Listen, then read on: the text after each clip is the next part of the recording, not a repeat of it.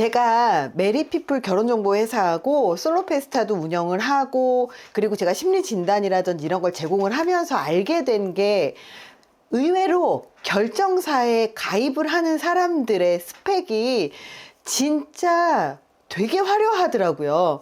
그래서 이번 영상에서는 결혼정보회사에 가입한 사람들의 스펙과 외모에 대해서 이야기를 한번 해볼게요. 첫 번째, 사회적으로 성공한 사람이 결혼정보회사에 가입을 많이 하더라고요. 여자든 남자든 자기의 직업에서 굉장히 일을 열심히 하고 연봉이 높고 사회적인 위치가 높은 사람들 중에 젊은 나이에 성공을 하기가 사실 어렵거든요. 근데도 불구하고 젊은 나이에 사회적인 성공을 하는 경우들이 있습니다. 예를 들어서 제 주변에 나이가 30밖에 되지 않았는데 회사 매출이 50억 정도 된다거나, 아니면 30밖에 되지 않았는데 대학 교수가 됐다거나, 뭐 이런 분들이 있어요. 근데 이런 분들을 보면 사실 이성을 만나러 다닐 수 있는 시간이 거의 없이 자신의 일이나 커리어에 올인을 하더라고요. 그렇기 때문에 일하는 시간이 아주 절대적이에요. 그래서 성공할 수밖에 없었던 거죠.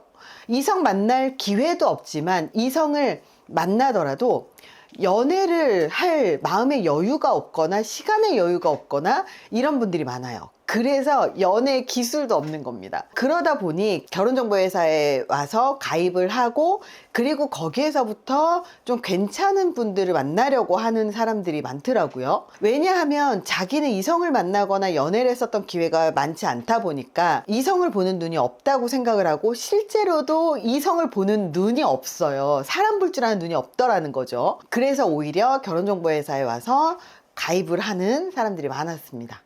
자, 두 번째가 20대 여성이었어요. 또 의외로 20대 여성들의 가입이 좀 많더라고요. 요즘은 똑똑하게 결혼을 하고 싶어 하기 때문에 연애는 자만치 하고요. 결혼은 결혼정보회사에서 하는 경우들이 의외로 많았습니다. 특히 집안이 좋은 친구들일수록 결혼정보회사에 등록을 할 가능성이 굉장히 높은데요. 부모님이 결혼정보회사에 등록을 해버리는 경우들도 굉장히 많았습니다. 왜냐하면 부모님들이 가장 걱정을 하는 건 자신은 차곡차곡 돈을 벌어서 이렇게 해서 좋은 사람과 나쁜 사람이 있는 것도 알고 사기꾼도 아는데, 내 자녀들은 정말 온실 속의 화초처럼 여기에서만 자라서 사람 볼 줄 아는 눈이 없어서 혹시라도 결혼할 때 잘못 결혼할까봐 걱정을 굉장히 많이 하세요. 그래서 부모님들이 결혼정보회사에 가입을 아예 시켜버리는 경우들도 많고요. 그리고 똑똑하게 결혼을 하고 싶어 하는 분들 중에서 연애는 되게 자유롭게 해요. 근데 문제는 뭐냐면 사람들은 너무 쉽게 상대방을 속입니다. 그 속인다라는 게 학력도 쉽게 속이고, 그리고 경력이라든지 직업이라든지 연봉이라든지 이런 것들을 있는 그대로 얘기를 하지 않아요. 그렇기 때문에 결혼정보회사 같은 경우는 학력이나 직업이나 연봉이나 자산이나 뭐 가정 환경까지 사실 적나라하게 드러나기 때문에 여기에서는 속일 수가 없는 거죠. 그리고 그것에 대해서 명확하게 알려주고, 그렇게 하고 난 다음에 만나게 해주기 때문에 결혼정보회사를 많이 등록을 합니다. 근데 요즘 20대는 더 똑똑해져서 그렇게 스펙만 보는 것도 중요하지만 인성이나 성격이나 대화가 통하는 건 더 중요하다. 그래서 따지는 게 훨씬 더 많아졌어요. 진짜 결혼을 똑똑하게 하고 싶어 하는 사람들이 20대의 결정사에 가입을 합니다.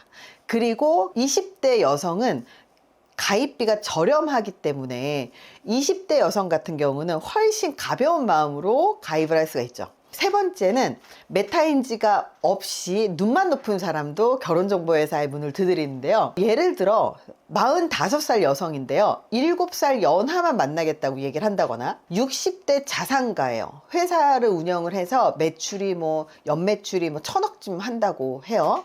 그런데 본인은 굉장히 나이가 많이 들어 보이는데 30대 여성만 만나겠다고 결정사의 문을 두드리더라고요. 근데 문제는 뭐냐면 그 사람이 자산이 많아봤자 사실 그 돈은 와이프 돈이 아니거든요. 그걸 여자들도 잘 알아요. 그래서 남자가 돈만 많다고 해서 그 남자를 만나는 게 아니라 아줌마들끼리 모여서 농담 반 진담 반으로 하는 얘기가 있습니다. 아니, 남편이 돈이 많으면 뭐해? 나한테 돈을 안 쓰고 나한테 돈을 안 주는데 남편 돈 많은 거 필요 없다. 내가 그 남자의 돈을 쓸 수 있는가가 더 중요하다. 이렇게 얘기하시는 분들이 진짜 많거든요. 그래서 60대인데 자산가인데 20대나 30대만 만나겠다라고 이야기를 하면 결혼정보회사에서 명확하게 얘기합니다. 아니 돈이 많으시면 뭐합니까? 그 돈 그 결혼하시는 분한테 주실 거예요? 건물 하나 명의이전 해주실 거예요? 그러면 소개시켜 드릴 수 있어요. 근데 돈을 싸들고 오셔도 정말 죽었다 깨어나도 지금 본인의 외모에 본인의 나이에 30대 절대 못 만납니다. 30대 여성분이 그렇게 돈만 많다고 만나지 않습니다. 이렇게 명확하게 얘기를 하고 가입을 안 시켜준다는 거예요. 만약에 45살 여성인데 7살 연하만 만나겠대요. 본인은 그렇게 연애를 했었대요. 그러면서 45살에 7살 연하면 38쯤 되는 거죠. 그럼 38살 남자가 결혼을 하겠다고 생각을 한다면 내가 남자라고 하더라도 30대 초반, 20대 후반에 아이를 낳을 수 있는 여자랑 결혼을 하려고 하거든요. 근데 45이면요, 결혼을 하더라도 출산할 수 있을지 사실 잘 모르잖아요. 그렇기 때문에 연애는 할 수 있어도 결혼 생각까지는 연상하고 하지는 않습니다. 그런데 결혼정보회사에 와서 결혼을 생각을 하면서 본인이 어려 보인다고 생각을 하고, 그리고 본인이 연하고 만나본 적이 있으니까 결혼정보회사에서도 그런 사람을 만날 수 있을 거라고 생각을 하는데요. 연애만 한다고 생각하면 연하도 만날 수 있고 누구든지 다 만날 수 있어요. 왜냐하면 남자 입장에서 나이가 많든 나이가 적든 연애를 하는 건 손해가 되지 않아요. 왜냐하면 연상을 만나면 돈 연상이 다 쓰죠. 그리고 심지어 성욕을 해결할 수 있기 때문에 크게 나쁘지 않은 선택이에요. 그래서 연상도 쉽게 만납니다. 하지만 결혼은 달라요. 출산을 생각하기 때문에. 그래서 이렇게 메타인지 능력이 낮으신 분들은 결혼정보회사에 와서도 만날 수 있을 거라고 생각을 하고, 이런 사람 소개해 주세요 라고 얘기를 하지만 실제로 이런 분들은 가입하기가 어렵습니다. 사실 메타인지 능력은 곧 주제 파악이에요. 주제 파악이라고 하는 게 사실 되게 먼 나라 얘기 같지만, 주제 파악, 메타인지 능력은 곧 자존감과 직결됩니다. 그래서 자존감이 높은 사람은 메타인지 능력이 높고 자기에 대해서 객관적으로 잘 판단을 합니다. 하지만 메타인지 능력이 낮은 사람들은 자기에 대한 판단을 잘 못하고, 주제 파악을 못하는 사람들은 대부분 공감 능력도 떨어지게 되어 있어요. 그렇기 때문에 연애는 어떻게 될지 몰라도 결혼까지는 어렵다는 거죠. 아무리 여자가 예뻐도 직업이 없거나 밤에 일하는 직업인데 전문직을 만나겠다고 하면 만날 수 있을까요? 만나기 어렵거든요. 아무리 남자가 돈이 많아도 나이가 40대지만 얼굴은 50대, 60대를 넘어가면 절대 나이로만 30대를 만나지 못한다는 거예요. 외모 관리와 함께 자기의 스펙 관리는 같이 가야 된다는 거죠. 그것과 함께 메타인지 능력은 굉장히 중요하다. 네 번째, 결혼정보회사에 오는 사람들이 보면요, 자만추만 추구하다가 결혼정령기를 놓친 사람이나 결혼을 추진했다가 결혼을 하지 못하고 결혼에 실패한 사람들이 결혼정보회사의 문을 두드립니다. 즉 만혼이거나 아니면 재혼이거나 이런 분들도 생각보다 많이 두드립니다. 결혼을 하고 싶지만 자만추로 이성을 만나다 보면 실제로 결혼까지 이어지기가 굉장히 어렵거든요. 왜냐하면 결혼이라고 하는 건 결혼할 준비가 되어 있고 결혼을 하고 싶어 하는 사람들이 결혼을 하는 거지, 결혼 정년기에 우연히 이 사람하고 연애 오래 했다고 해서 결혼까지 하는 경우들은 많이 드물어요. 이제는 비혼주의도 많아졌고, 그리고 굳이 내가 돈 벌어서 배우자를 매겨 살려야 된다라는 개념 자체가 사라졌기 때문에, 그래서 결혼을 하고 싶어 하시는 분들은 대부분 출산을 하고 싶어 하거나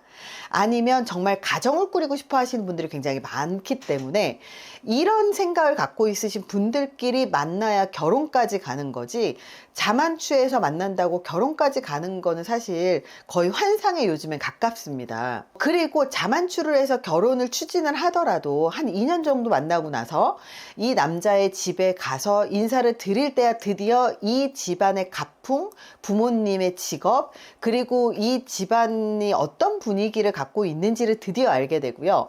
그리고 결혼을 추진해야 이 사람이 얼마를 모았고 얼마의 자산이 있고 이 사람의 경제관념을 드디어 알게 되거든요. 결혼을 추진할 때 드디어 통장을 열어보고 얼마를 모았는지 보기 때문에 그제서야 드디어 경제관념을 알게 되는 거죠. 근데 결혼에 있어서 되게 중요한 게 경제관념인데, 드디어 2년을 만나서 드디어 결혼을 결심을 하고 다 까보니까 경제관념 엉망이고, 부모님하고 사이가 안 좋거나 가풍이 좀 별로거나 너무 가부장적인 그런 사고방식을 가진 집안이거나 이러면요, 2년을 만나고 결혼을 추진하고 드디어 그 마지막 단계에서 저 결혼 못하겠어요 이렇게 거절을 하는 경우들이 생기는 거예요. 그러면 30대 초반에 남자를 만났다고 하더라도 32살에 헤어지는 거고요, 남자 33살에 만났다고 하더라도 35에 헤어지는 거예요. 그러면 점점 결혼 나이가 늦어지는 거죠. 사실 진짜 자산을 속이거나 집안을 속이거나 경제력을 속이거나 학력을 속이는 일이요, 의외로 비일비재합니다. 그래서 2년 동안 만나서 검증을 하기가 어려워요. 그렇기 때문에 그 사실을 깨닫고 나면 나이가 많아지기 때문에 결혼정보회사 와서 검증한 사람 만날래요, 거짓말 안 하는 사람 만날래요, 그렇게 만나게 되는 겁니다. 그런 식으로 자만추를 계속 추구하다가 결국은 몇 번의 실패를 거치고, 그 몇 번의 실패에서 배우는 게, 생각보다 사람들은 집안을 속이거나 자산을 속이거나 경제관념을 속이거나 속이는 경우들이 많구나 라는 걸 깨닫고 나서 드디어 그런 시행착오 기회비용을 줄이기 위해서 결혼정보회사에 와서 돈을 내고 가입을 해서 서로 원하는 사람들을 만나려고 노력하기 때문에, 자만추하다 결혼 정년기를 놓친 사람이나 이런 식으로 결혼을 추진하다가 실패한 경험이 있는 사람, 그리고 아무것도 모르고 결혼을 했다가 결혼에 실패해서 이혼하고 오시는 분들이 차라리 정확하게 파악을 하고 다시 결혼할 거야, 혹은 정확하게 파악하고 결혼할 거야, 이렇게 오시는 분들이 굉장히 많았습니다. 사실 제가 결혼정보회사도 실제로 운영을 해보고, 지금은 결혼정보회사와 함께 콜라보를 하면서 이런저런 작업들을 많이 하고 있는데요. 그러면서 결혼정보회사와 관련되어 있는 정보들을 굉장히 많이 들을 수 있었고, 상담에 참여도 하고, 인공지능 프로그램에 제가 알고리즘도 제공하고 심리진단지도 제공을 하다 보니까 이 데이터를 바탕으로 알게 된 정보들이 굉장히 많습니다. 앞으로도 계속 이런 정보들을 많이 알려드릴게요. 감사합니다.